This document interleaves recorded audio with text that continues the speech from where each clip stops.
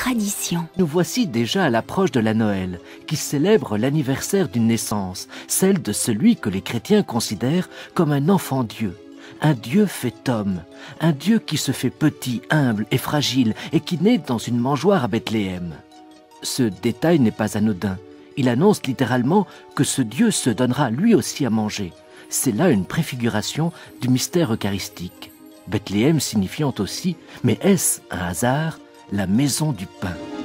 Au IIIe et IVe siècle, la Noël était fêtée le 6 janvier, c'est dire qu'il y avait coïncidence entre la Nativité et l'Épiphanie. Puis avec Constantin, l'Église d'Occident distinguera les deux événements et placera la naissance du Christ le 25 décembre, aux environs du solstice d'hiver, qui correspondait aux fêtes païennes de la lumière.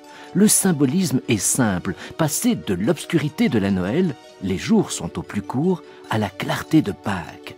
Ces fêtes païennes étaient les Saturnales, fêtes du dieu agraire Saturne, et les fêtes du soleil invaincu, d'origine perse. Autour de la Noël s'est très vite développé tout un symbolisme. La crèche, par exemple, nous vient de l'allemand « Krippe », mangeoire. On vénérait à Bethléem une grotte qui aurait été celle de la Nativité. Une copie en bois a été réalisée pour l'église Sainte-Marie-Majeure à Rome au Ve siècle. Au Moyen-Âge, des jeux vivants se sont multipliés dans les églises d'Italie.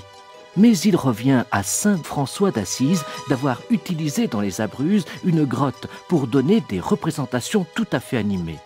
C'est au XVIe siècle que l'on voit apparaître des statues de bois grandeur nature. Au XVIIe siècle, les sculptures rapetissent et s'installent dans les demeures aristocratiques italiennes, puis dans toutes les familles.